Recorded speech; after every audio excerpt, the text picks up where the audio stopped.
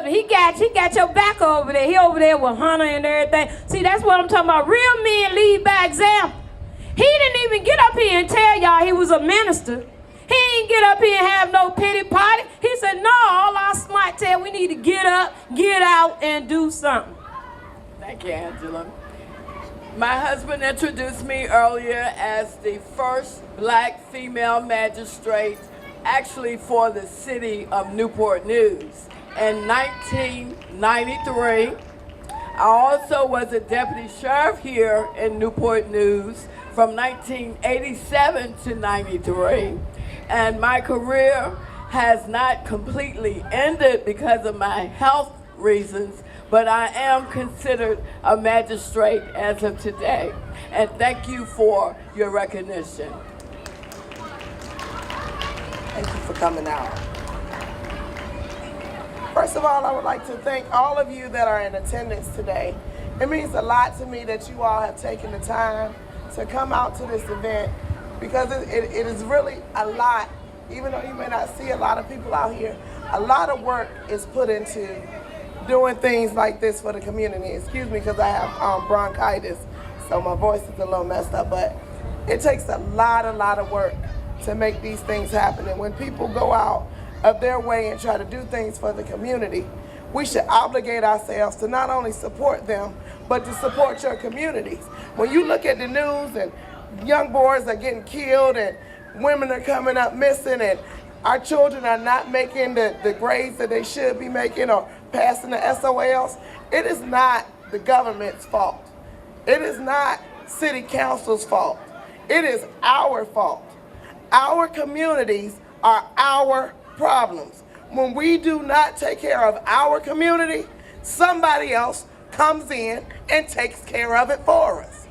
And then when they do that, and we don't like the results we get, we want to get mad at them. But that is their job to come in when we fail to do our job. The job don't stop because somebody doesn't want to go to work that morning. It gets refilled with somebody else, qualified or not. So my mission here is to get the community together to be able to take our community back. I remember when Newport News was a community that was really community, where it was not a lot of policing out here. We were responsible for one another. When the children went out and did something they didn't supposed to, the mama knew it way before you got home. You might have got about 3 whoopings before you touched the door. Then you was gonna get that last one once you hit that door. It's missing today. And that is what is needed in this community. It is no lie in the concept that it takes a village to raise a child. Because sometimes mama gotta work. Mama can't leave that child in the house by herself. Somebody else has to step up and go in and help that mother. Because if we don't do that, guess who's coming in to take over for that mother? It's called Child Protective Service. So it is our obligation to do that. We cannot allow governmental entities in our home. Each person here today and the people that are not here today, it is our responsibility to make sure that they are okay. It is not the government's responsibility. Nothing good comes out of government intervention. Absolutely nothing. It's a trick. Everything is a trick. We are supposed to take care of ourselves. Also, the theme of Community Pride Day is to be responsible and accountable to and for one another. There will be no unity until we become accountable and responsible to and for one another. It does not work without those 2 factors. It just is not gonna happen.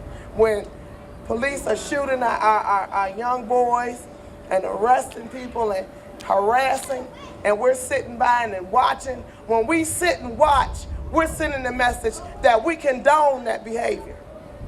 Scared or not, we cannot condone that behavior in our communities. Everybody out here has a right to bear arms. Bear them. Everybody out here that is able to get a permit, Go and get your arms. And I'm on it for the record to say that. Protect yourself at all costs. The police have no obligation to protect not one of you. Don't believe me? Go home and Google it. Supreme Court cases out the handpots stating that they have no obligation. People have sued and lost because the government has said they have no obligation to protect you. So if the police are not here to protect you, then who is? You here to protect him, he here to protect him, you here to protect her, and so on and so forth and so forth and so on. And if he doesn't protect him, and he doesn't protect him, and he don't protect her, guess what? We're vulnerable. We get taken advantage of.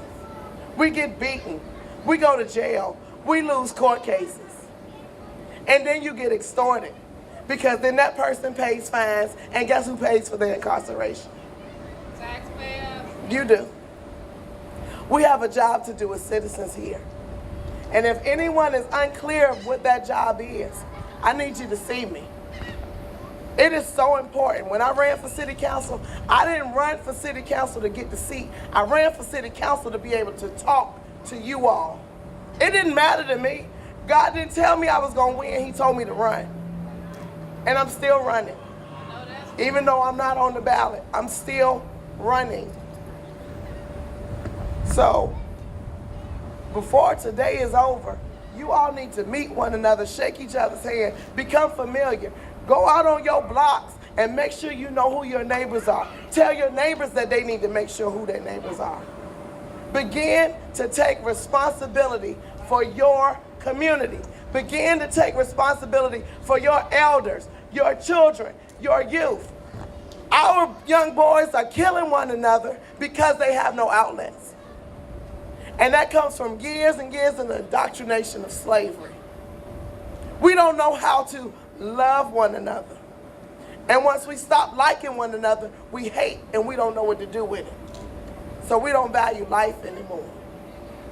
But once we become extinct, there is no more life on the planet.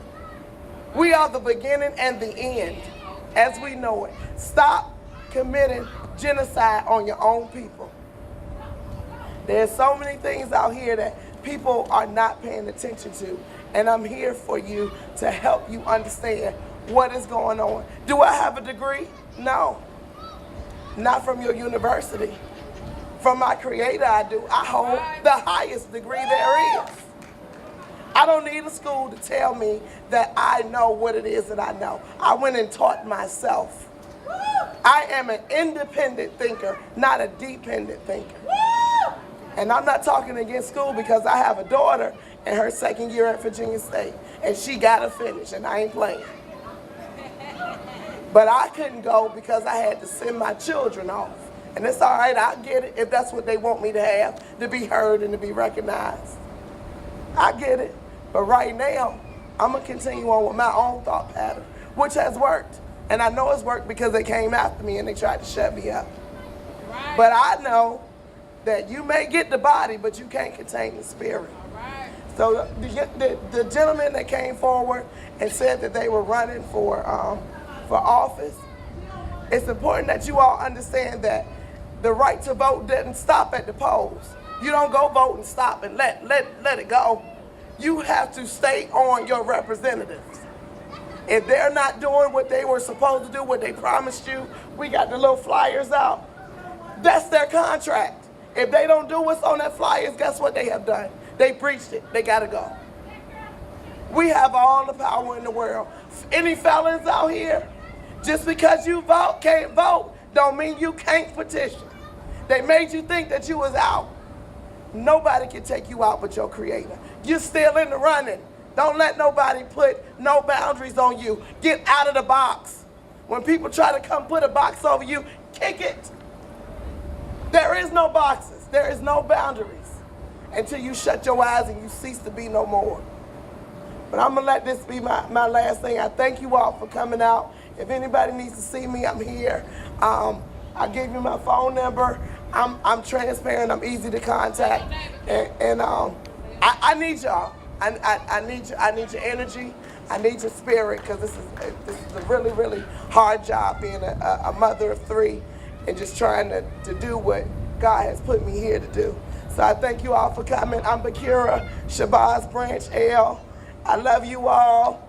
Peace and love, and I have Terry Riddick. I need you to come to the stage, please, sir. Just for a few seconds, I have Terry Riddick with the best kept secret.